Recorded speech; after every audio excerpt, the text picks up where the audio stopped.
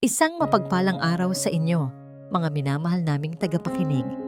Handa na ba ang inyong mga puso para sa isang kwentong susubok sa ating pananaw tungkol sa tunay na halaga ng isang tao? Sabi nila, huwag daw husgahan ang isang aklat sa kanyang pabalat. Ngunit paano kung sa mundong ating ginagalawan, ang kinanglang ng ginto ang nakikita at ang yaman lang ang binibigyan ng boses? Halina't samahan ninyo akong tuklasin ang isang kwentong magpapatunay na ang pinakamahalagang kayamanan ay hindi nasusukat ng pera, kundi ng tibay at busilak ng isang puso. Tirik na tirik ang araw sa lungsod ng Silangan. Bawat hibla ng sinag nito ay parang latigong humahaplos sa balat ni Luningning Alcantara. Ang luma niyang tsinelas ay halos matunaw na sa nagbabagang semento habang tinitingala niya ang isang dambuhalang gusali na gawa sa salamin at bakal. Banco de Oro Central. Ang pangalan pa lang ay parang nang uuyam na sa kanyang kalagayan. Sa nanginginig na kamay, mahigpit niyang hinawakan ang nag-iisang bagay na nagbigay sa kanya ng lakas ng loob para tumayo roon. Isang luma at halos magasgas ng ATM card. Ito na lang ang natitirang alaala mula sa kanyang yumaong ina. At marahil, ang huling pag-asa para sa gamot ng kanyang tiya Elena. Kahit konti lang, kahit pamasahe lang pabalik ng baryo, bulong niya sa sarili, ang sikmura ay kumakalam hindi lang dahil sa gutom, kundi dahil sa matinding kaba. Humugot siya ng malalim na hininga bago pilit na inihakbang ang mga paa papasok. Agad siyang sinalubong ng malamig na hangin mula sa aircon. Isang pakiramdam na banyaga sa kanyang balat na nasanay sa init. Kasabay ng lamig ay ang mabibigat na tingin ng mga tao sa paligid, ang security guard sa pinto, ang mga kliyenteng nakapila na nakasuot ng mga damit na mas mahal pa siguro sa buong bahay nila sa Baryo Mahinahon, at ang mga teller na nakatingin sa kanya na para bang isa siyang maruming basahan na napadpad sa kanilang malinis na sahig. Nagliit ang kanyang mundo. Gusto na lang niyang magpalamon sa lupa. Bawat hakbang niya papunta sa ATM machine sa gilid ay parang isang mabagal na prosesyon ng kahihiyan. At doon, sa gitna ng lahat, nakita niya sila. Isang lalaking matikas, nakasuot ng isang mamahaling itim na suit na may tindig na parang hari. Sa tabi nito ay isang babaeng napakaganda, balot sa alahas at may tinging puno ng pagmamataas. Sila ay parang mga Diyos na bumaba mula sa kanilang kaharian.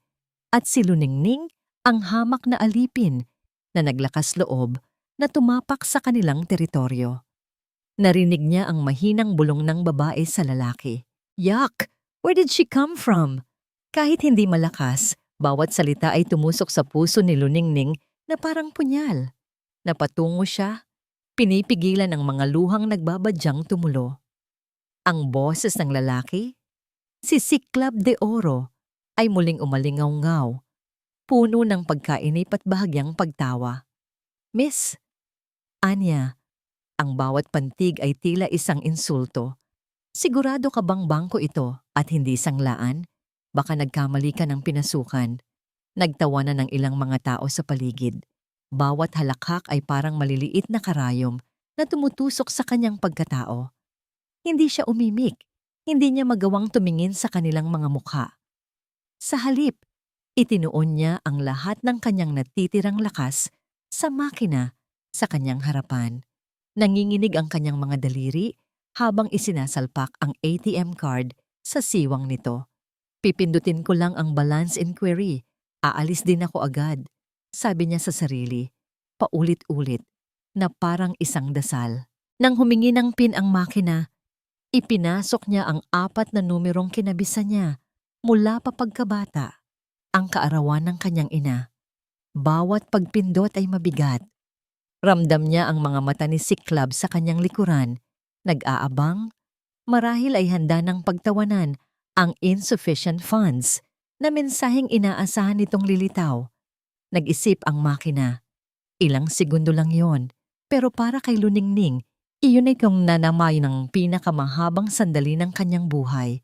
At pagkatapos, lumabas ang mga numero sa screen. Sa una, hindi na unawaan ni Luningning ang kanyang nakikita.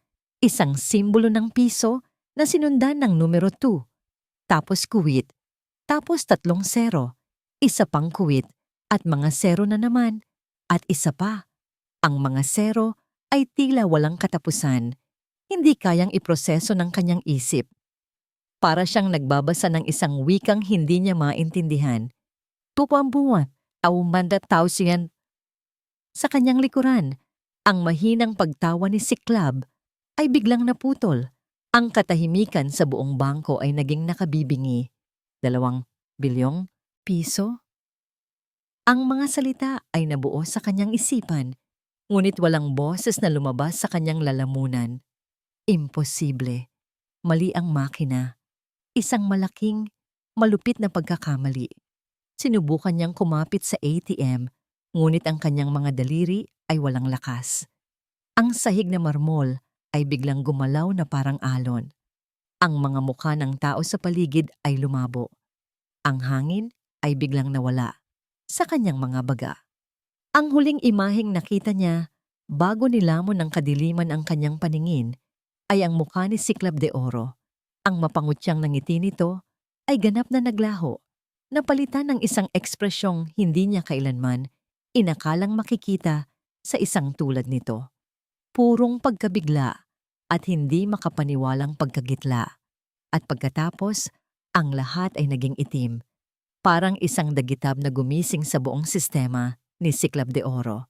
Sa isang iglap, ang inis na naramdaman niya kanina ay napalitan ng isang bagay na mas malakas at mas nakalilito, pagkabigla. Ang lahat sa paligid niya ay tila bumagal. Ang pagbulusok ng katawan ng dalaga, ang mga nagulat na hiyawan ng mga tao, ang pagmamadaling paglapit ng security guard. Ngunit bago pa man may ibang makakilos, nauna na ang kanyang mga paa. Hindi niya alam kung anong puwersa ang nag-udyok sa kanya. Marahil ay ang konsensya o marahil ay ang imahe ng 2 bilyong piso na nakatatak pa rin sa kanyang isipan.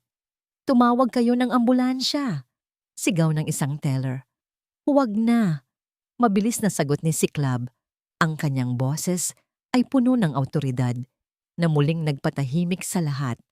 Bago pa man siya mapigilan ni Lavinia, maingat ngunit mabilis niyang binuhat ang walang malay na si Luningning. Gumaan ito nang hindi niya inaasahan na parang isang kumpol ng mga tuyong dahon. Ang gaspang ng luma nitong damit ay dumikit sa mamahalin niyang suit.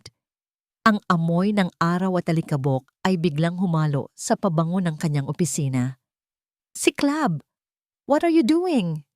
Nanggagalaiting bulong ni Lavinia sa kanyang tabi, puno ng pandidiri. She's filthy! Ibaba mo siya. Hindi siya pinansin ni Siklab. Naglakad siya ng diretso palabas ng bangko, bitbit ang babaeng hanggang ilang minuto lang ang nakalipas ay pinagtawanan niya. Ang mga tingin ng paghuhusga na kanina'y nakatuon kay Luningning ay ngayon ay nasa kanya na, ngunit wala siyang pakialam. Get in the car, Lavinia! Mariin niyang utos nang makarating sila sa kanyang sasakyan. Walang tanong, walang pag-aalinlangan. May isang malaking misteryo na biglang bumagsak sa kanyang harapan at kailangan niyang malaman ang kasagutan. Sa pribadong silid ng pinakamalapit na ospital, ang katahimikan ay binasag lang ng mahinang tunog ng mga makina at ng nagpupuyos na galit ni Lavinia. This is obviously a sophisticated scam. Isang sindikato yan, Siklab. Anya, habang panay ang pagpahid ng alkohol sa kanyang mga kamay. Ginamit nila ang isang mukhang kaawa-awang babae para makuha ang simpatya mo. At ngayon, dinala mo pa siya rito? You're falling for it. Nakatayo si Siklab malapit sa bintana, kausap ang kanyang assistant sa telepono. I want a full investigation, Marco. Every single detail. Ang pangalan sa card ay Luningning Alcantara. Alamin mo ang lahat tungkol sa kanya, sa pamilya niya, at kung sino ang nagbukas ng account na yon. Now. Ibinaba niya ang tawag at hinarap si Lavinia na may malamig na ekspresyon. Lavinia, the Oro Central security is impenetrable. That money is legitimate. The question is how. So what? Anong pakialam mo kung paano siya nagkaroon yan? This is not our problem. Nangyari ito sa loob ng bangko ko. Sa harapan ko. Matigas niyang sagot. That makes it my problem. Naiwang nakatiwangwang ang bibig ni Lavinia. Umalis na lang ito padabog ng mapagtantong wala siyang mapapala. Nang maiwan siyang mag-isa sa silid, saka lang tuluyang na proseso ni Siklab ang lahat. Lumapit siya sa kama at pinagmasdan ang natutulog na si Luningning. Ngayon lang niya napansin ang mga detalye. Ang pamumutla ng kanyang mga labi, ang maninipis niyang mga braso, ang mga kalyo sa kanyang mga palad na nagsasabing sanay ito sa mabibigat na gawain. Biglang bumalik sa kanyang alaala ang mga salitang binitawan niya. Sigurado ka bang bangko ito at hindi sanglaan? Isang pamilyar na kirot ng pagsisisi ang gumuhit sa kanyang dibdib. Isang emosyong matagal na niyang hindi naramdaman.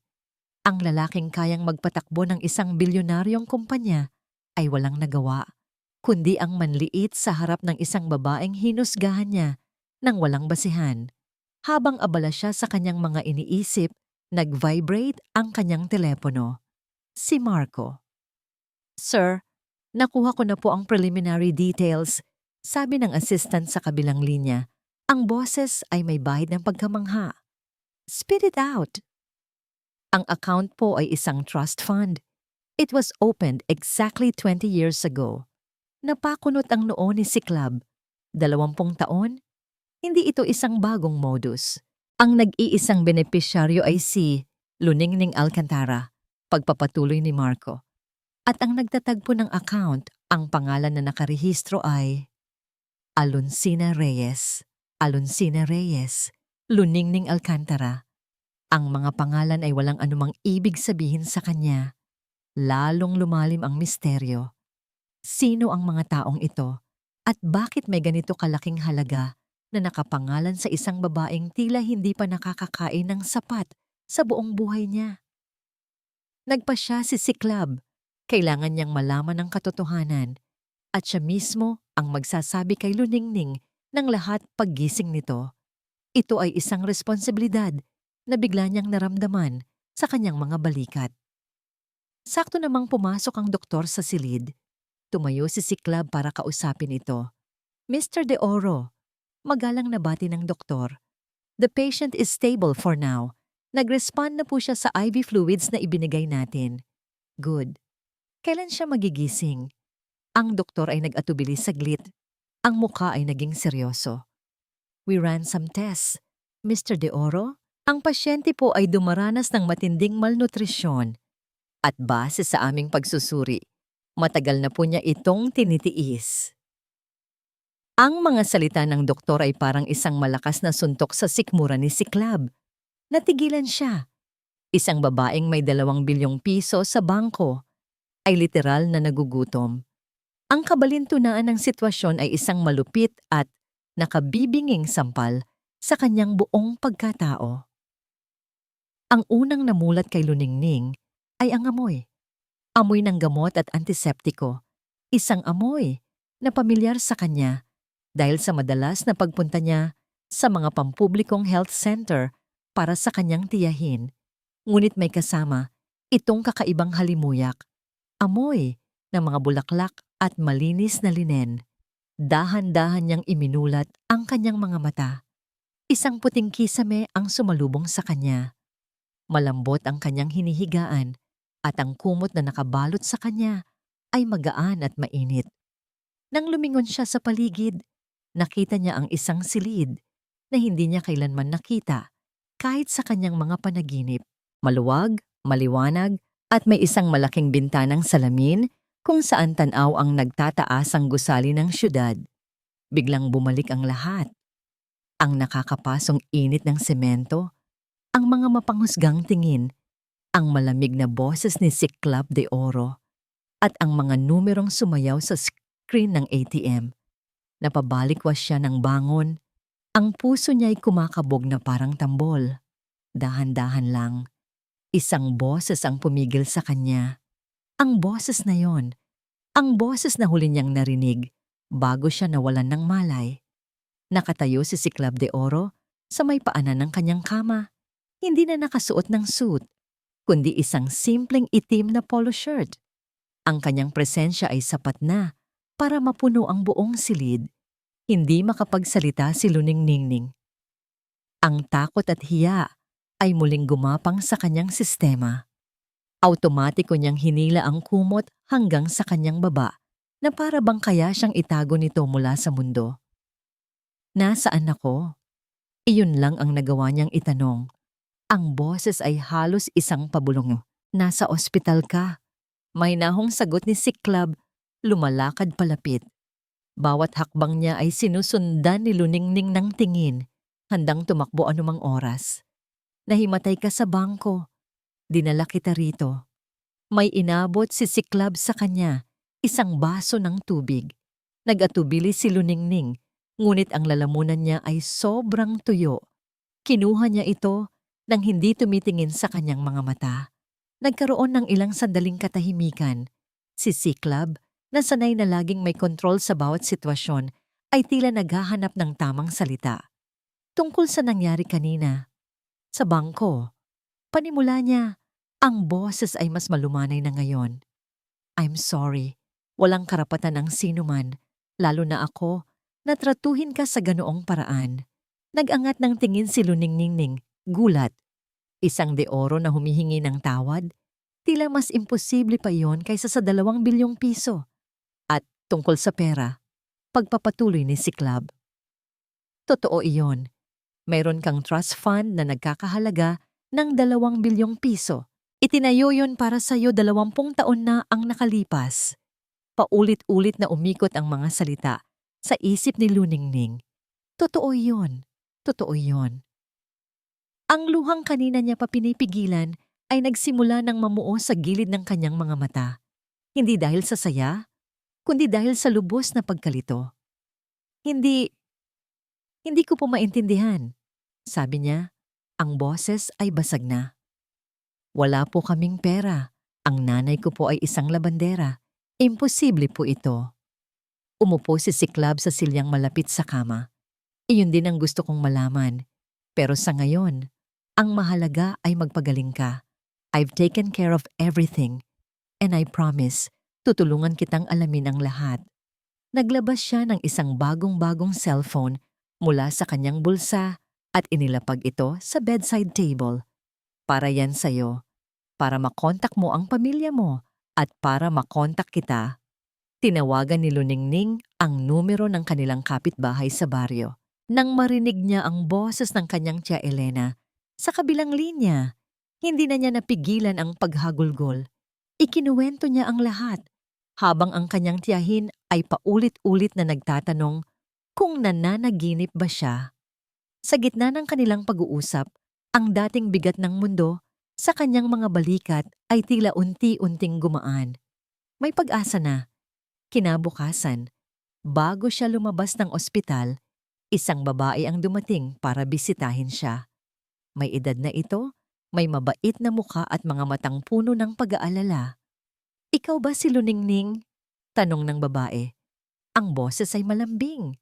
Tumango si Luningning. Ako si Alonsina Reyes. Kaibigan ako ng nanay mo. Napatayo si Luningning. Ang pangalang narinig niya mula kay Siklab. Siya ang may hawak ng susi sa lahat ng katanungan niya. Tita Alonsina. Alam kong marami kang tanong, Hija, sabi ni Alonsina, hinahawakan ang kanyang mga kamay. Ang perang yon, isang regalo yon. Regalo mula sa isang taong minsan ay tinulungan ng nanay mo. Ipinangako ko sa kanya na ibibigay ko lang sa iyo ito sa oras ng pinakamatinding pangangailangan mo. At sa tingin ko, ito na ang oras na yon. Ang paliwanag ni Alonsina ay malabo at tila may itinatago, ngunit sapat na yon para kay Luningning sa ngayon.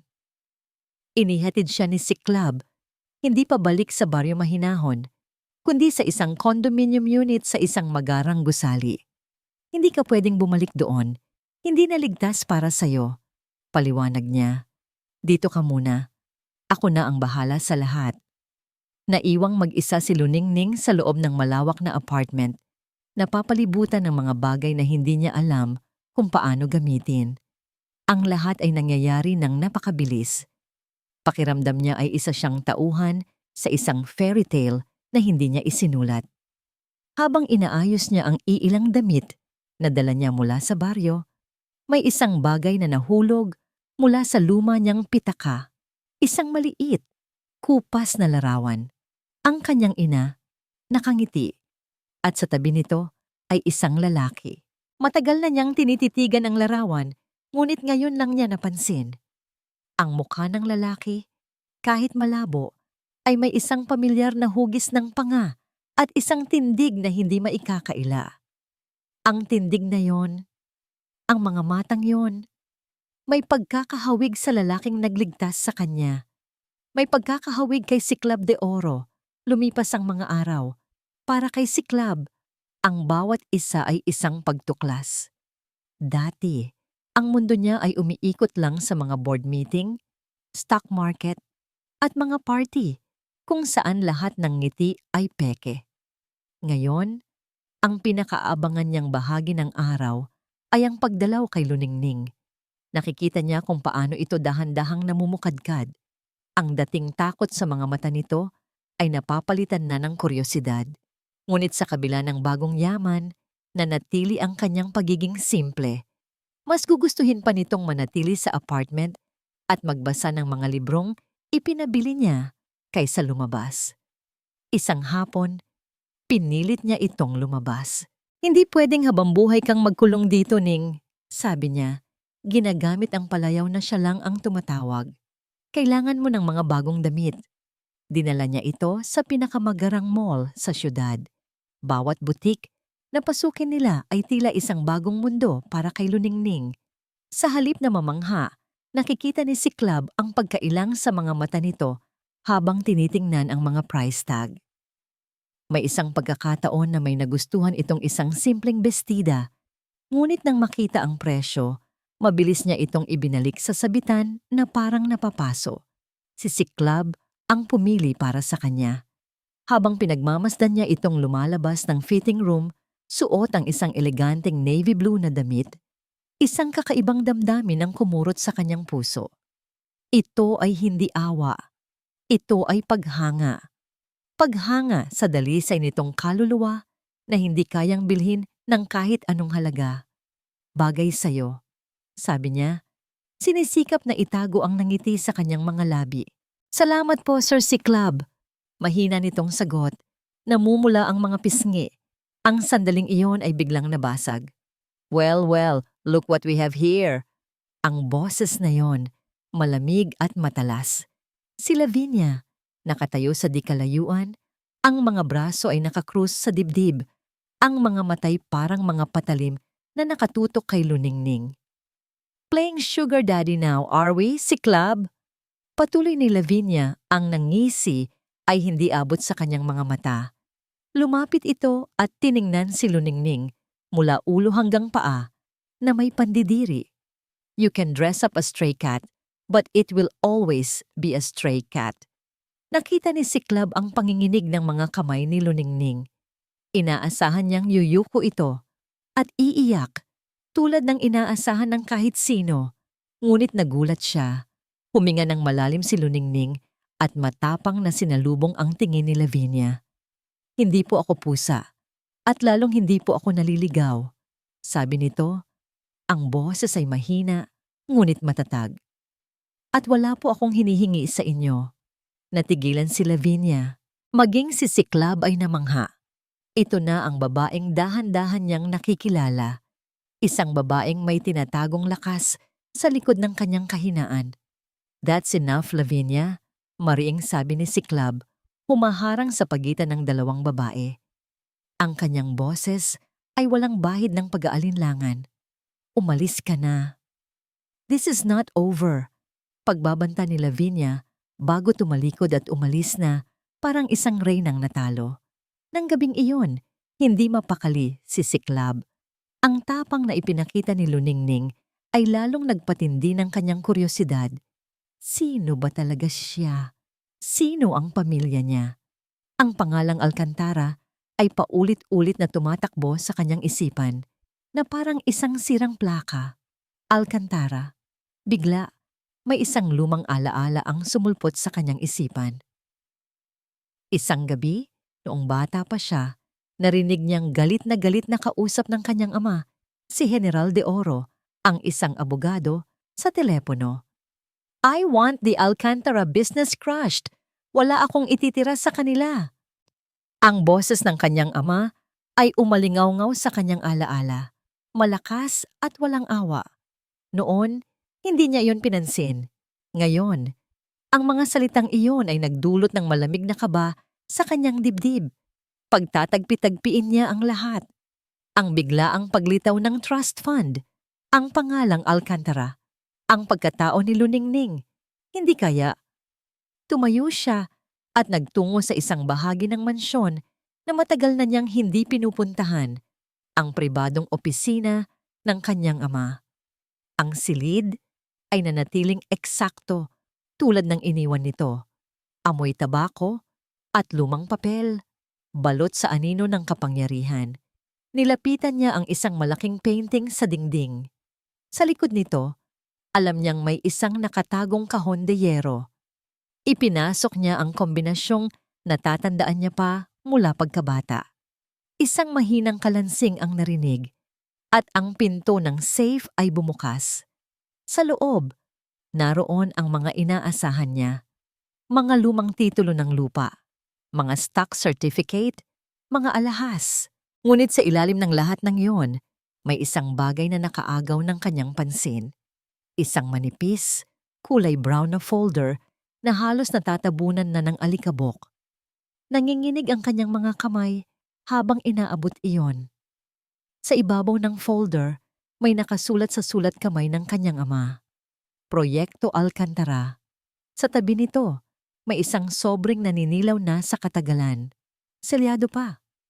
Para kanino? Wala itong pangalan. Habang hawak niya ang folder at ang liham, isang hindi maipaliwanag na takot ang kanyang naramdaman. Tila hawak niya ang isang kahon ng Pandora at sa oras na buksan niya ito, walang nang makapagbabalik sa lahat. Umupo si Ciclab sa malaking silyang katad ng kanyang ama. Ang bigat ng katahimikan sa loob ng opisina ay halos nakasusukol. Sa kanyang harapan, sa ibabaw ng makintab na lamesang nara, ay nakalatag ang folder at ang misteryosong liham. Tila isang hatol na naghihintay basahin. Binuksan muna niya ang folder. Ang mga dokumento sa loob ay lumana at naninilaw.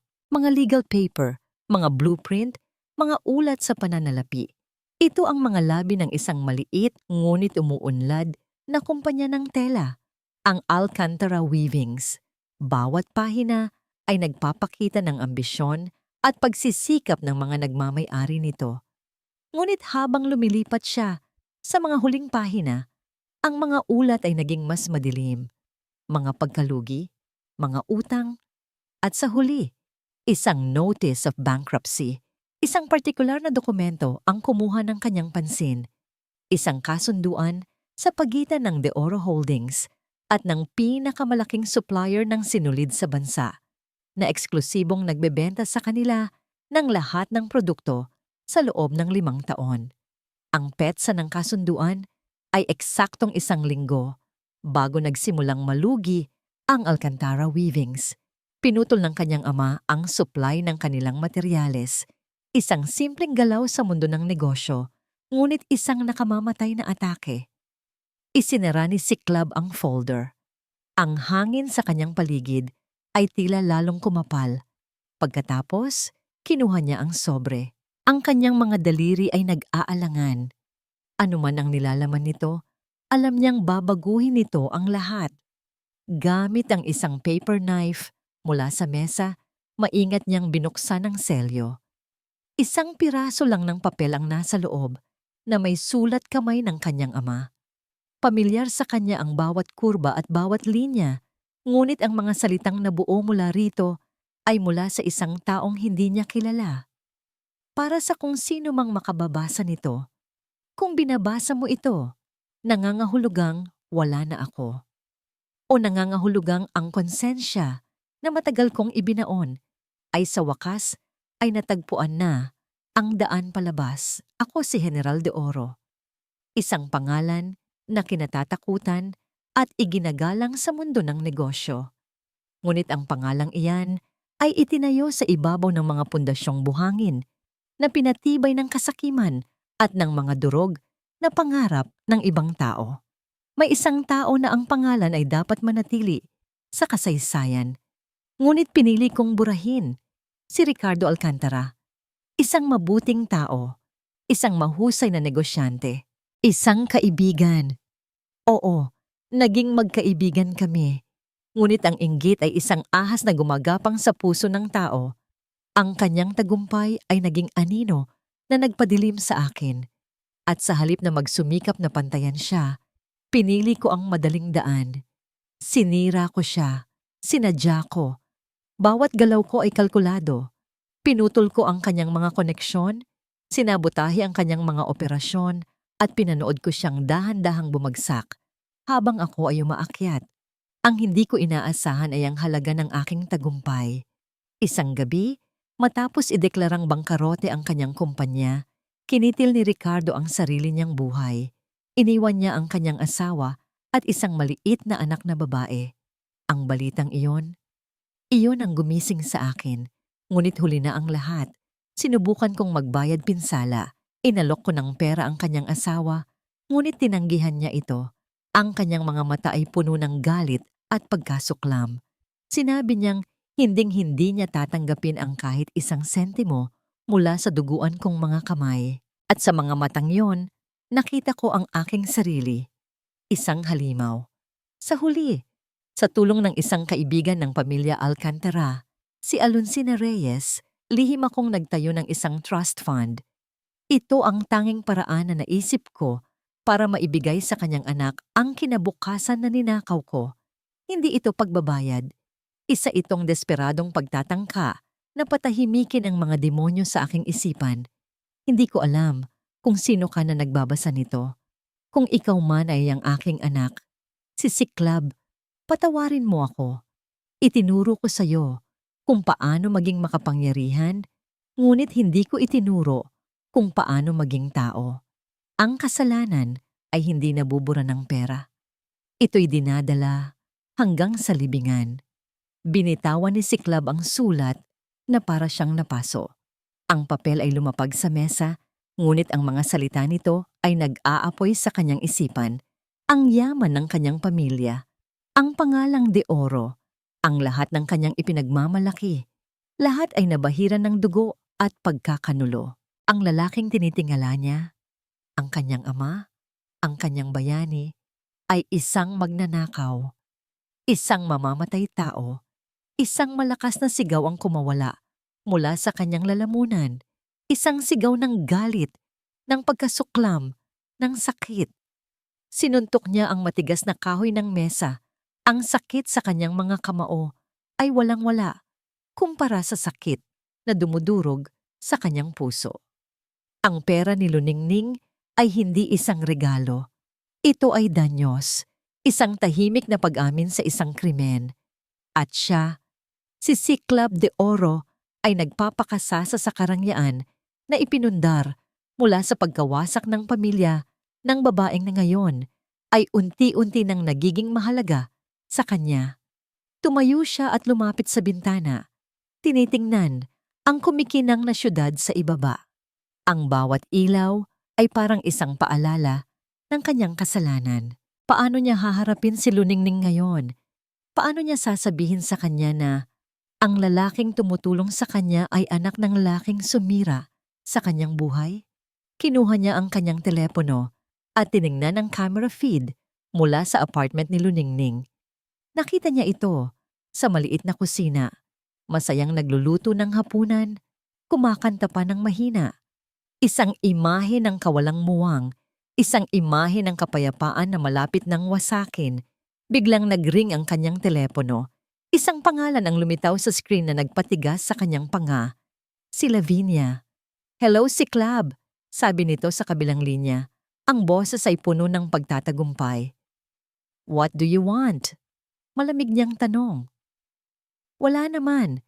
I just thought you'd be interested to know na may nalaman akong ilang mga interesting facts tungkol sa paborito mong pulubi. May panunokso sa boses nito. Tungkol sa pamilya niya, sa nakaraan nila, at kung paano ito konektado sa sarili mong pamilya. Nakakagulat, hindi ba? Nanlamig ang buong katawan ni Cyclab. Alam na ni Lavinia. At gagamitin nito ang impormasyon para sirain hindi lang si Luningning, kundi pati na rin siya. Para kay Luningning, ang bawat araw ay isang aralin. Sa tulong ni Cyclab, nagsimula siyang mag-aral kung paano pangalagaan ang kanyang bagong yaman. Kumuha siya ng mga online course tungkol sa basic finance at business management.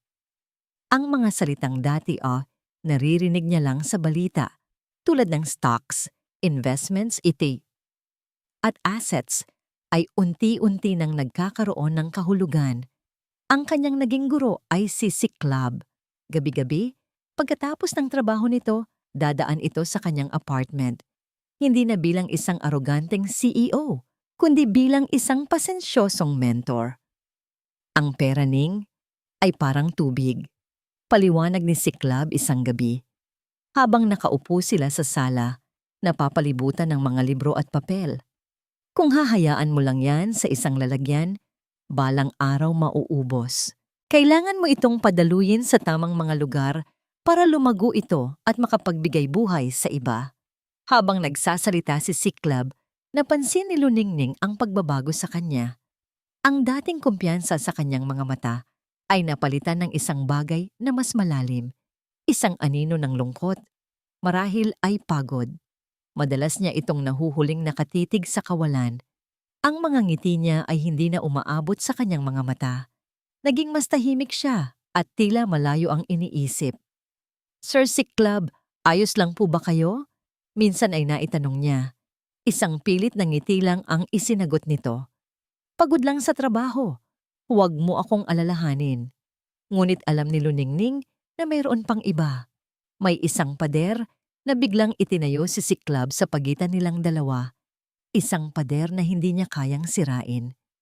Isang hapon, habang nag-iisa siya sa isang coffee shop malapit sa apartment, isang pamilyar na boses ang tumawag sa kanya. Luningning, what a coincidence! Si Lavinia, nakangiti ng napakatamis na para bang hindi siya ang babaeng minsan ay tinawag siyang stray cat. Nakasuot ito ng isang simpleng puting bestida, ang buhok ay nakapusod lang at halos walang makeup. Isang imahe ng kababaang loob na alam ni Luningning ay isang palabas lamang. Pwede ba akong makiupo? Tanong nito, hindi na hinintay ang kanyang sagot. Walang nagawa si Luningning. Nag-order si Lavinia ng kape at nagsimulang magkwento tungkol sa kanyang trabaho, sa kanyang mga charity, at sa kung gaano siya nag-aalala para kay Luningning. Alam mo, I want to apologize for what happened at the mall, sabi ni Lavinia. Ang boses ay puno ng pagsisisi. I was just stressed at nagulat ako. Alam mo na, bigla ka na lang pumasok sa buhay ni Cyclab. I guess I got a little jealous. Isang bahagi ni Luningning ang gustong maniwala. Ngunit ang isa pang bahagi, ang bahaging natutong mag-ingat dahil sa hirap ng buhay ay nagsasabing mag-ingat. Si Cyclab, he's a good man. Pagpapatuloy ni Lavinia habang hinahalo ang kanyang kape. Pero minsan, dinadala niya ang bigat ng buong mundo sa kanyang mga balikat, lalo na ang mga problema ng pamilya niya, ang mga kasalanan ng nakaraan. Tumingin si Lavinia sa kanya. Ang mga mata nito ay tila sinusuri ang kanyang reaksyon. Nagtataka ka siguro kung bakit ganoon na lang ang pag-aalaga niya sa'yo, di ba? Kung bakit handa siyang ibigay ang lahat para matulungan ka. Ang tanong na yon ay tumama sa puso ni Luningning. Iyon ang tanong na gabi-gabi niyang iniisip bago matulog. He is a very kind person, iyon lang. Mahinang sagot ni Luningning. Isang mapait na ngiti ang sumilay sa labi ni Lavinia. Kindness? O baka naman guilt? Ang salitang yon, guilt, ay nag-iwan ng malamig na bakas sa hangin. Nang gabing iyon, Tinangka ni Luningning na kausapin si Siklab. Habang nag-aaral sila, sinubukan niyang buksan ang usapan. Sir Siklab, may gusto po sana akong itanong tungkol sa pamilya niyo. Panimula niya. Tungkol po sa nakaraan, agad na nagbago ang ekspresyon ni Siklab. Ang init sa kanyang mga mata ay biglang nawala. Bakit mo na itanong? Malamig niyang sagot. Wala lang po. Gusto ko lang po kayong mas makilala. May mga bagay na mas mabuting hindi na binabalikan, Ning. Sabi nito. Tumayo at inayos ang kanyang mga gamit. Gabi na. Kailangan ko nang umalis. Ang biglaang pag-iwas ni Siklab ay lalong nagpatibay sa mga pagdududa na itinanim ni Lavinia sa kanyang isipan. May itinatago si Siklab, isang bagay na malaki at madilim, at may kinalaman ito sa kanya. Nang makalabas si Siklab ng pinto, nag-vibrate ang telepono ni Luningning. Isang text message mula sa isang unknown number. Kung gusto mong malaman kung bakit ganun na lang kabait sa'yo si Siklab de Oro, pumunta ka sa address na Tubukas, mag-isa ka lang. Sa ilalim ng mensahe ay isang address, isang lugar na hindi pamilyar sa kanya. Warehouse District. Bodega 7, hawak ang telepono. Ang puso ni Luningning ay puno ng pag-aalinlangan at takot. Alam niyang isang bitag ito. Alam niyang si Lavinia ang nasa likod nito. Ngunit ang pagnanais na malaman ang katotohanan sa likod ng mga mata ni Siklab at sa likod ng kanyang sariling nakaraan, ay mas malakas. Ang Warehouse District ay isang lugar na tila kinalimutan na ng panahon. Ang mga gusali ay kalawangin at pinaglumaan na, at ang hangin ay mabigat sa amoy ng alikabok at dagat. Habang naglalakad si Luningning sa mga abandonadong kalye, bawat yabag niya ay umuugong, sinasalubong ng nakabibinging katahimikan. Humigpit ang hawak niya sa kanyang sling bag, ang puso niya ay dumadagundong sa kaba. Sa wakas, natanaw niya ang Bodega 7. Mas malaki ito at mas mukhang matibay kaysa sa iba. Ngunit ang mga bintana nito'y basag at ang malaking pinto nitong bakal ay bahagyang nakabukas na para bang nag-aanyaya. Huminga siya ng malalim bago maingat na pumasok sa loob. Ang bodega ay malawak at madilim. Ang tanging liwanag ay nagmumula sa mga butas sa bubong. Sa gitna ng malawak na espasyo, nakatayo ang isang nag-iisang bagay na hindi nababagay doon. Isang projector na nakatutok sa malinis na pader sa dulo. Habang naglalakad siya palapit, biglang may tumamang sinag ng ilaw sa kanyang mga paa. Nagsimulang umikot ang projector. Una, mga lumang larawan. Isang masayang pamilya. Isang lalaki, isang babae, at isang batang babae na kamukhang kamukha niya. Tapos, lumitaw ang mga larawan ng isang paggawaan ng tela, mga makina, at mga rolyo ng makukulay na hibla. Sa isang sulok ng larawan, may isang logo na nakatatak, isang araw na sumisikat sa likod ng habihan. Alcantara Weavings. Nagugustuhan mo ba ang munting palabas ko? Ang boses ni Lavinia ay nagmula sa dilim. Lumabas ito mula sa likod ng isang haligi, dahan-dahang pumapalakpak. Anong ibig sabihin nito? Nanginginig na tanong ni Luningning. Ito ang buhay na dapat ay sayo. Sagot ni Lavinia, ang bawat salita ay may bahid ng lason. Ang negosyong ito ay sa pamilya mo.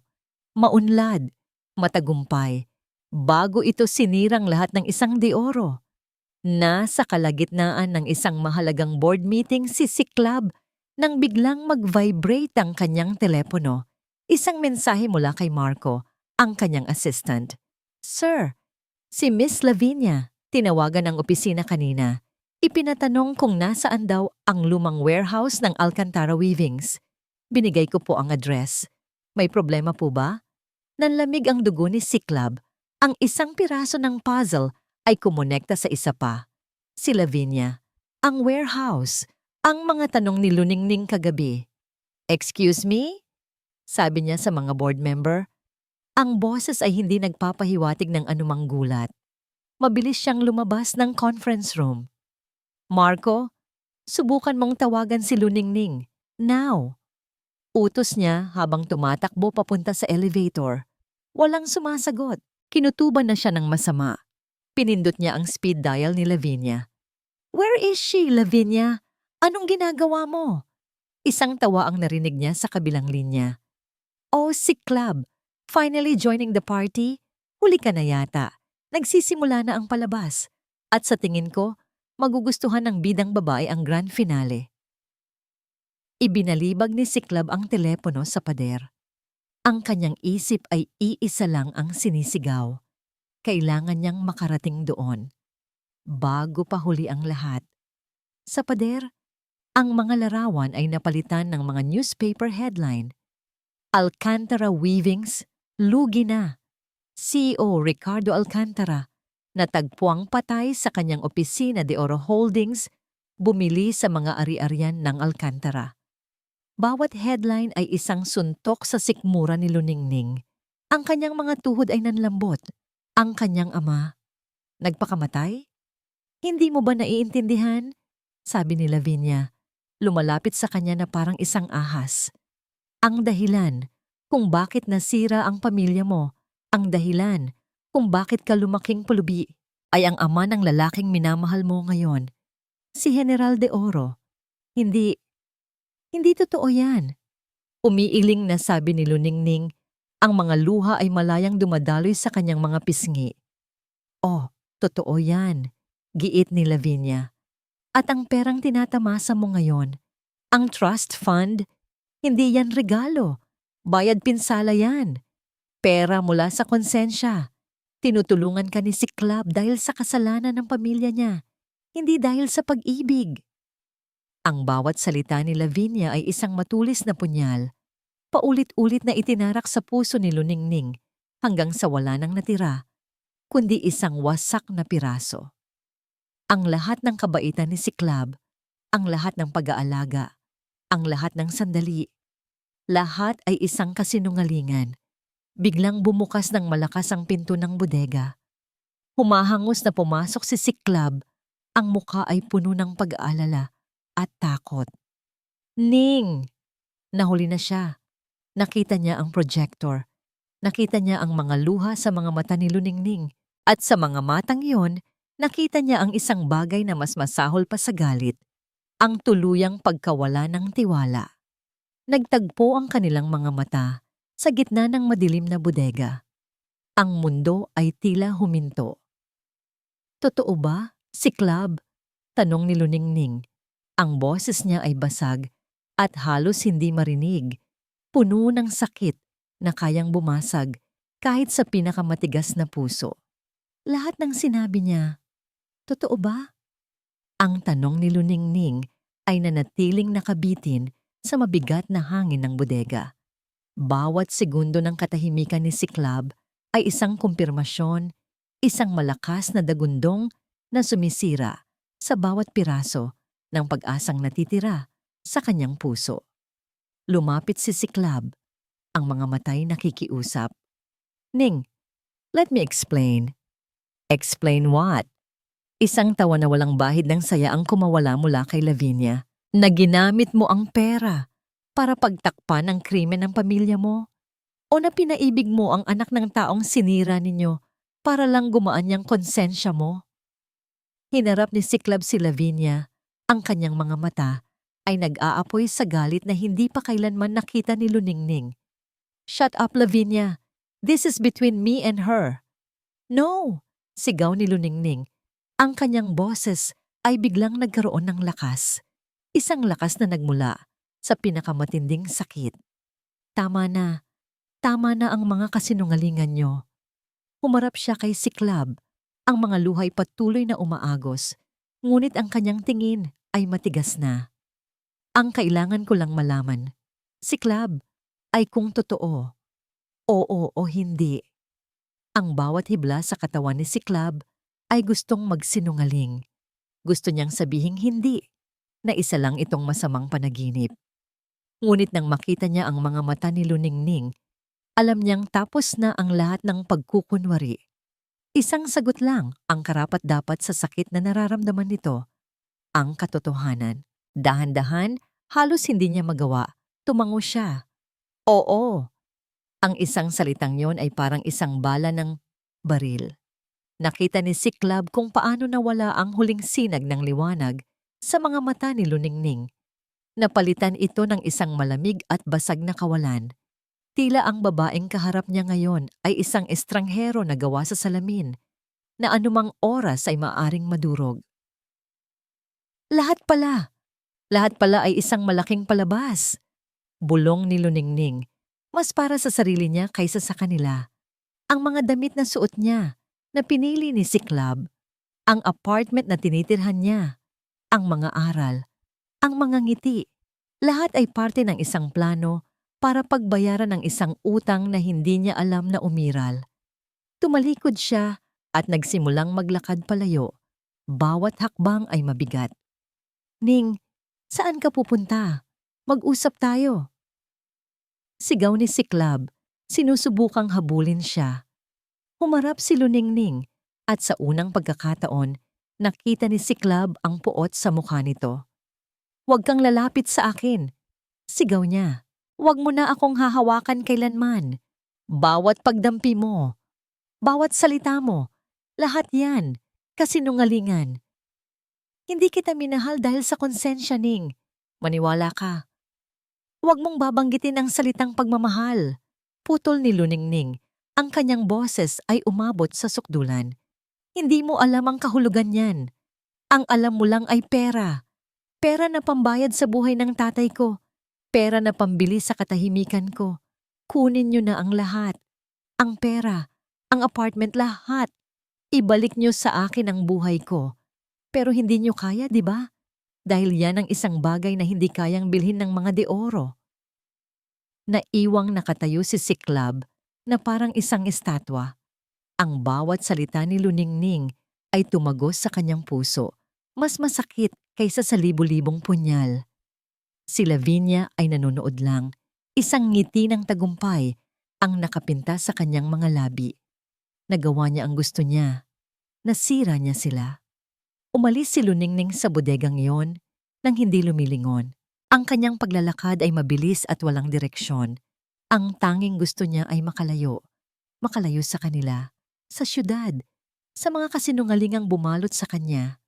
Pagdating niya sa kondominium, ang lugar na minsan niyang tinuring na isang santuwaryo ay tila naging isang kulungang ginto. Bawat magandang gamit, bawat malambot na unan, ay sumisigaw ng pagkakanulo. Hindi na siya nag-isip.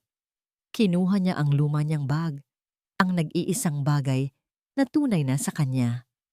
Inilagay niya roon ang iilang piraso ng damit na dala niya mula sa baryo, ang kupas na larawan ng kanyang mga magulang at ang lumang ATM card.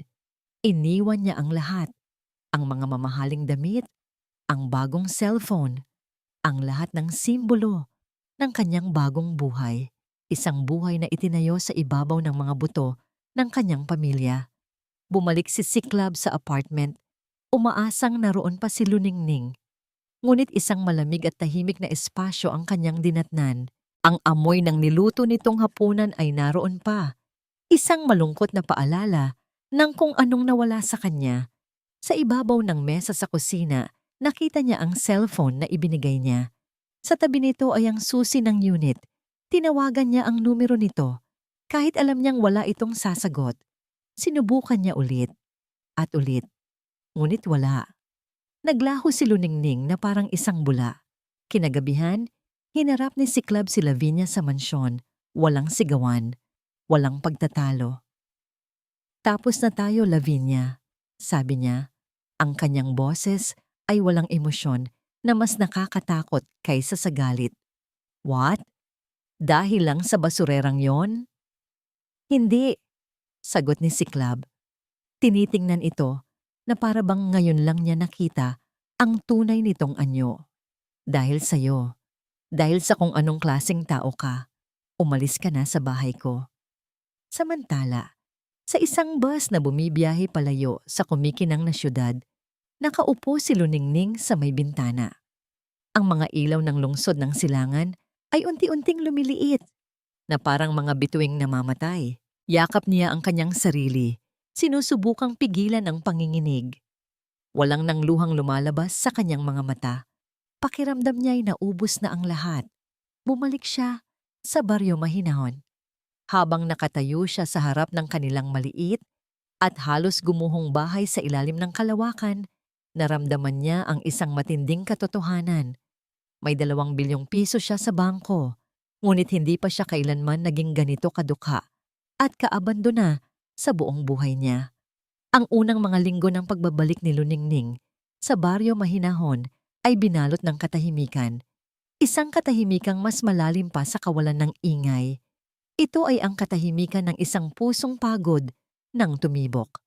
Ginugol niya ang kanyang mga araw sa loob lang ng kanilang munting bahay, nakatingin sa kawalan, habang ang alaala ng kataksilan ay paulit-ulit na tumatakbo sa kanyang isipan na parang isang bangungot na ayaw magising.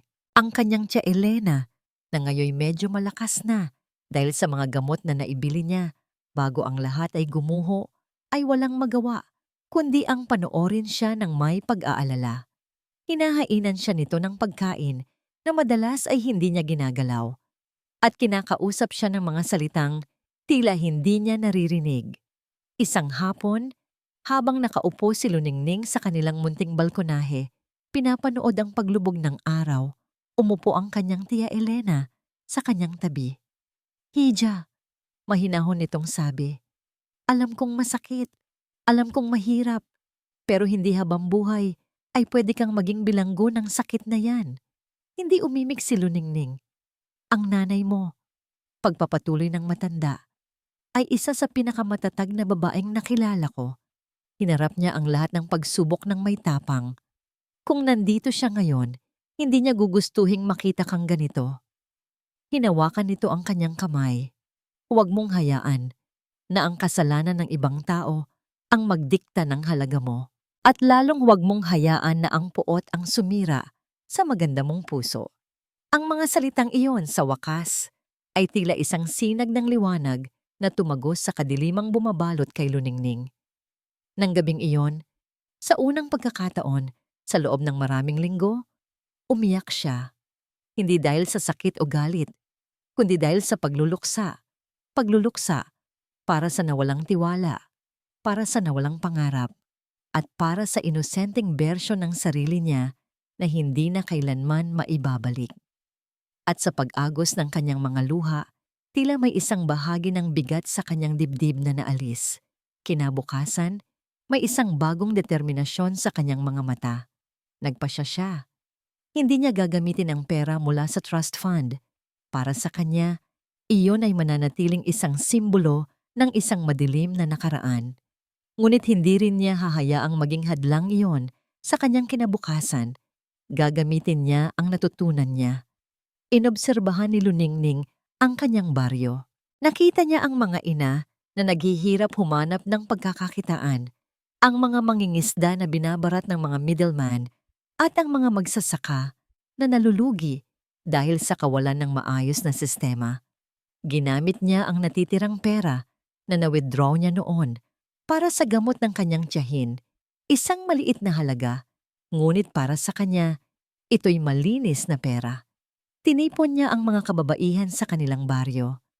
Gamit ang mga aral na natutunan niya mula sa kanyang mga online course at mula kay Siklab, ipinaliwanag niya ang konsepto ng isang kooperatiba. "Sama-sama tayong magtanim ng gulay," sabi niya sa kanila. "Sama-sama tayong magbenta ng direkta sa palengke. Ang kita, hahatiin natin ng pantay-pantay, walang lamangan." Sa una, nag-aalinlangan ang mga tao. Ngunit ang sinseridad at determinasyon sa mga mata ni Luningning ay nakakahawa. Unti-unti, nakuha niya ang kanilang tiwala. Ginamit nila ang bakanteng lupa sa likod ng kanilang kapilya. Sama-sama silang nagbungkal, nagtanim, at nagdilig. Sa bawat butil ng pawis na pumapatak mula sa kanyang noo, sa bawat kalyo na nabubuo sa kanyang mga palad, nararamdaman ni Luningning ang unti-unting paghilom. Dito, sa ilalim ng araw, sa piling ng kanyang mga kababayan, nahanap niya ang isang uri ng yaman na hindi kayang tumbasan ng kahit anong trust fund. Ito ay ang yaman ng layunin, ng komunidad, at ng paggalang sa sarili. Ang kanilang maliit na proyekto ay namunga. Ang kanilang unang ani ay naging matagumpay. Nakita ni Luningning ang nangiti sa mga labi ng mga inang ngayon ay mayroon ng pambili ng gatas para sa kanilang mga anak. Sa mga sandaling iyon, naramdaman niya ang isang kaligayahang mas totoo at mas dalisay kaysa sa anumang naramdaman niya sa syudad. Isang araw, habang abala siya sa pag-iimpake ng mga gulay, isang itim na kotse ang huminto sa di kalayuan. Bumaba mula rito ang isang pamilyar na babae, nakasuot ng simpleng bestida, ngunit may tindig pa rin ng dignidad. Si Alonsina Reyes. Nilapitan siya nito, ang mga matay puno ng paghanga habang tinitingnan ang munting kooperatiba. Ang iyong ina ay siguradong ipagmamalaki ka. Tita Alonsina, magalang na bati ni Luningning. Nandito ako, Hija, dahil may isa pa akong bagay na ipinagbili ng nanay mo na ibigay sa'yo, sabi ni Alonsina. Sinabi niya na ibigay ko lang ito sa oras na matutunan mo nang tumayo sa sarili mong mga paa, hindi dahil sa pera, kundi dahil sa sarili mong lakas. At sa tingin ko, ito na ang tamang panahon. May inabot si Alonsina sa kanya. Hindi ito pera, hindi ito alahas. Isa itong luma at manipis na kwaderno na ang mga pahina ay naninilaw na. Isang lumang talaarawan. Ang sulat kamay sa unang pahina ay hindi maikakaila. Ito ang talaarawan ng kanyang ina. Sa ilalim ng mahinang ilaw ng gasera, binuksan ni Luningning ang talaarawan ng kanyang ina. Ang bawat pahina ay isang bintana sa isang nakaraan na bahagya niya lang natatandaan. Nabasa niya ang tungkol sa mga pangarap ng kanyang mga magulang para sa Alcantara Weavings, ang kanilang pagmamahalan, at ang simpleng kaligayahan na dala ng kanyang pagsilang. Ngunit habang lumilipat ang mga pahina, nagiging mas mabigat ang mga salita. Isinalaysay ng kanyang ina ang unti-unting pagbagsak ng kanilang negosyo, ang desperasyon sa mga mata ng kanyang ama, at ang gabi kung kailan natagpuan niya itong wala ng buhay.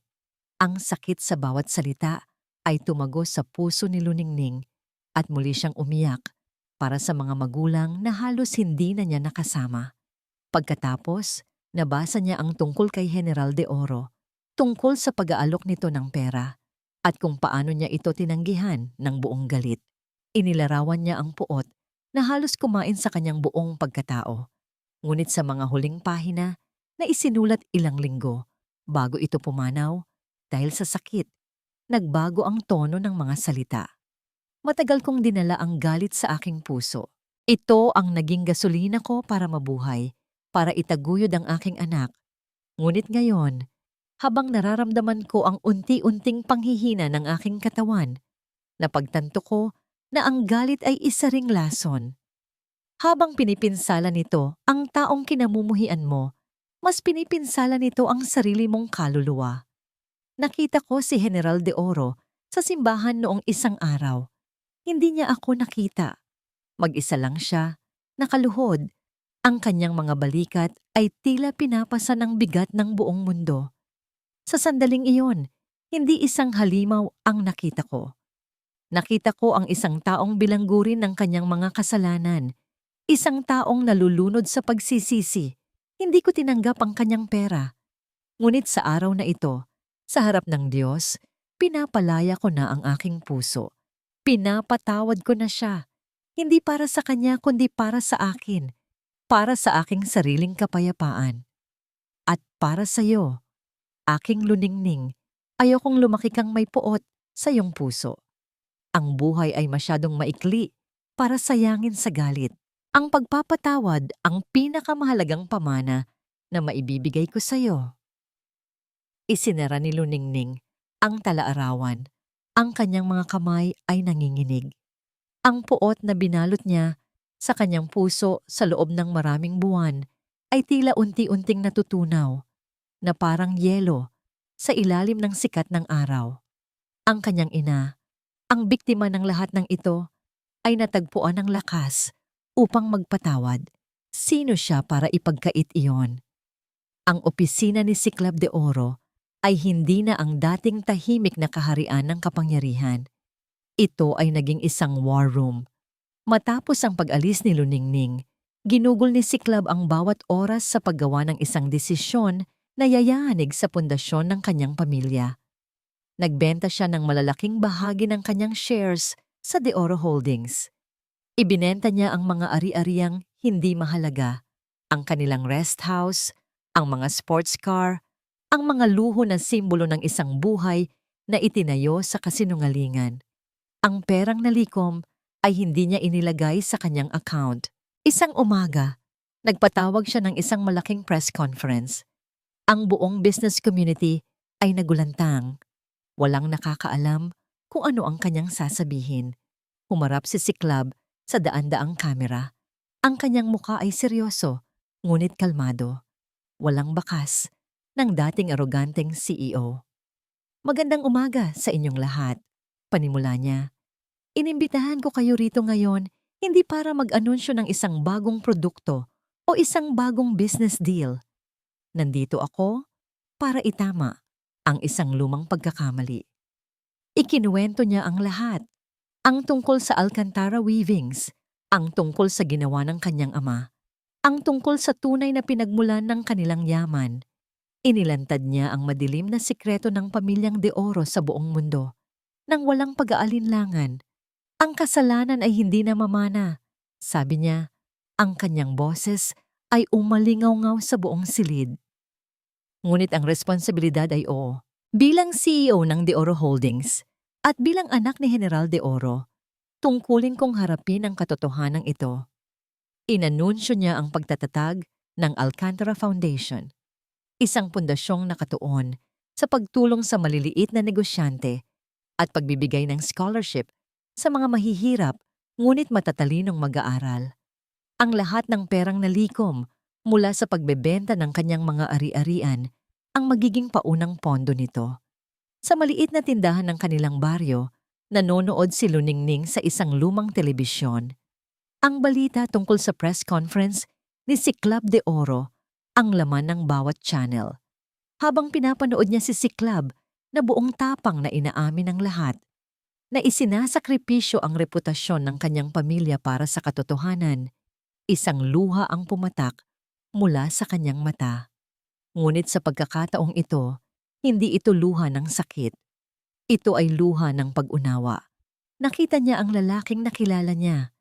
Ang lalaking may mabuting puso na natatabunan lang ng yaman at ng anino ng kanyang ama. Nakita niya ang lalaking minahal niya. Kinabukasan, habang nagdidilig siya ng mga pananim sa kanilang kooperatiba, isang pamilyar na sasakyan ang huminto sa kalsada. Bumaba mula rito si Cyclops, hindi nakasuot ng mamahaling suit, kundi isang simpleng pantalon at puting t-shirt. Mukha siyang pagod, ngunit may kapayapaan sa kanyang mga mata. Naglakad siya palapit kay Luningning. Walang media, walang mga usisero. Sila lang dalawa, sa gitna ng lupang nagbigay kay Luningning ng bagong buhay. Huminto si Cyclops sa kanyang harapan, may ilang talampakan ang pagitan. Walang salitang namutawi sa kanilang mga bibig. Ang hangin lang at ang tunog ng mga dahon ang maririnig. Pagkatapos, sa isang kilos na bumasag sa lahat ng pader ng pride at kapangyarihan, dahan-dahang lumuhod si Cyclops de Oro sa lupa, sa harap ni Luningning. Ang pagluhod ni Cyclops ay isang imaheng hindi kailanman inakala ni Luningning na makikita. Ang pinakamakapangyarihang lalaki na kilala niya, na ang pangalan pa lang ay nagpapayuko sa marami, ay ngayon ay nasa kanyang paanan. Ang nooy nakatungo sa lupa na para bang isang peregrinong humihingi ng tawad. Ang kilos na yon ay mas malakas pa kaysa sa anumang salita. Iyon ay ang pag-amin ng pagkatalo, hindi sa negosyo o sa kapangyarihan, kundi sa laban sa sarili nitong pride. Iyon ay ang sukdulang pagpapakumbaba. Dahan-dahang lumapit si Luningning. Hinawakan niya ang mga balikat ni Cyclops. Tumayo ka, mahina niyang sabi. Ang boses ay malinaw at walang bahid ng galit. Nag-angat ng tingin si Siklab. Ang kanyang mga mata ay puno ng sakit at pagsisisi na matagal na niyang kinimkim. Hindi ako aalis dito, Ning. Hanggat hindi mo sinasabing napapatawad mo na ako. Hindi lang ako, kundi ang buong pamilya ko. Isang maliit na ngiti ang sumilay sa mga labi ni Luningning. Isang nasang ngiting matagal nang nawala. Bago mo pa man gawin yan, nauna na kitang pinatawad, Siklab. Tinulungan niyang tumayo si Siklab. At sa pagkakataong yon, sa gitna ng bukirin, sa ilalim ng kalangitan ng baryo Mahinahon, sila ay hindi na si Luningning Alcantara, ang ulilang pulubi, at si Siklab de Oro, ang bilyonaryong tagapagmana. Sila ay 2 taong nasaktan, nagkamali, at ngayon ay naghahanap ng daan pabalik sa isa't isa. Ang nanay ko, pagpapatuloy ni Luningning. Bago siya pumanaw, pinatawad na niya ang tatay mo. Isinulat niya sa kanyang talaarawan na ang pagpapatawad ang tanging paraan para makalaya. Ngayon, naiintindihan ko na. Hinawakan niya ang kamay ni Siklab. Pinapalaya na kita, Siklab. Pinapalaya ko na ang nakaraan at pinapalaya ko na rin ang sarili ko. Ang mga salitang iyon ay parang isang gripon na nagbukas sa lahat ng emosyon na pinigilan ni Siklab. Isang luha ang pumatak mula sa kanyang mga mata, ang unang luha na inilabas niya mula pa noong siya'y bata. Niyakap niya si Luningning ng mahigpit na parang sa yakap na yon nakasalalay ang kanyang buong kaligtasan. At sa unang pagkakataon, niyakap siya pabalik ni Luningning nang walang pag-aalinlangan. Lumipas ang 6 na buwan. Ang baryo Mahinahon ay hindi na ang dating tahimik at nakalimutang lugar. Isang bagong gilingan ng palay ang itinayo. Pinapatakbo ng kooperatiba na pinamumunuan ni Luningning. Isang maliit na community center ang itinayo, kung saan ang mga bata ay natututong magbasa at magsulat. Lahat ng ito ay pinondohan ng Alcantara Foundation. Sa araw ng inaugurasyon ng center, magkatabing nakatayo sina Siklab at Luningning habang pinapanood ang mga masayang bata. Hindi na sila madalas na nagkikita sa syudad. Mas pinili ni Luningning na manatili sa kanyang baryo, habang si Siklab naman ay abala sa pag-aayos ng gulo na idinulot ng kanyang press conference at sa pamamahala ng foundation. Ngunit ang distansya ay hindi naging hadlang. Sa halip, ito'y nagpatibay sa kanilang ugnayan, isang ugnayan na itinayo muli sa pundasyon ng katotohanan at respeto. Hindi ko akalaing ang isang simpleng balance inquiry ay hahantong sa lahat ng ito, natatawang sabi ni Luningning. Napangiti si Siklab. Iyon ang pinakamagandang investment na nangyari sa bangko ko. Nang matapos ang selebrasyon, naglakad-lakad sila sa dalampasigan habang papalubog ang araw. Ang langit ay nag-aapoy sa kulay kahel at rosas. Ning, sabi ni Siklab, huminto sila sa paglalakad. Humarap siya dito. Ang kanyang mga mata ay seryoso. Hindi ako mag-aalok sa iyo ng singsing na diamante o ng isang malaking kasal. Hindi pa ngayon. Dahil pakiramdam ko, kailangan ko pang patunayan ang sarili ko sa iyo araw-araw. Hinawakan niya ang 2 kamay nito. Pero ipangako mo sa akin na hahayaan mo akong gawin iyon. Hahayaan mo akong ipakita sa iyo ang isang pag-ibig na totoo. Isang pag-ibig na hindi nabahiran ng kasinungalingan o ng nakaraan. Hahayaan mo ba akong maging karapat-dapat para sa iyo? Tumingin si Luningning sa mga mata ni Siklab. Wala na ang anino ng general. Wala na ang aroganteng bilyonaryo. Ang nakikita niya ay isang lalaking buong pusong nagmamahal sa kanya. Matagal ka ng karapat-dapat, Siklab. Sagot niya. Ang kanyang puso ay puno ng kaligayahan. Hindi na kailangan pa ng maraming salita. Sa paglubog ng araw sa kakanluran, isang bagong umaga ang nag-aabang sa silangan. At sa lungsod ng silangan, sa maliit na baryo Mahinahon, natagpuan ng isang Siklab at ng isang Luningning ang kanilang tunay na tahanan sa piling ng isa't isa. Magkahawak kamay silang naglakad. Ang kanilang mga anino ay humahaba sa buhanginan, magkasama patungo sa isang bagong simula na sila mismo ang may akda. At dito po nagtatapos ang ating kwento. Isang paalala na ang tunay na halaga ay hindi makikita sa kinang ng salapi o sa taas ng katayuan sa buhay. Ito ay natatagpuan sa tibay ng puso, sa tapang na harapin ang katotohanan at sa kakayahang magpatawad. Hindi lang sa iba, kundi pati na rin sa ating mga sarili. Ang paghilom ay isang mahabang paglalakbay, ngunit sa dulo nito, laging may naghihintay na bagong pag-asa. Maraming salamat po sa inyong walang sawang pagsubaybay at pakikinig. Sana po ay may napulot kayong aral at inspirasyon sa kwento ni Luningning at Siklab. Kung meron po kayong mga saloobin o komento, huwag po kayong mag-atubiling i-share sa comment section sa ibaba. Anong klaseng kwento naman po ang gusto ninyong marinig sa susunod? Hindi dito nagtatapos ang ating paglalakbay. Marami pa pong kwentong kasing ganda at mas puno ng aral dito sa aming channel. Kung nagustuhan nyo ang kwentong ito, i-like, i-share sa pamilya at mga kaibigan, at mag-subscribe na rin para lagi kayong updated sa mga susunod pa naming kwento. I-click nyo ang notification bell para kayo ang unang makarinig kapag may bago kaming upload. Pagpalain po kayo ng Panginoon, kayo at ang inyong buong pamilya. Hanggang sa muli.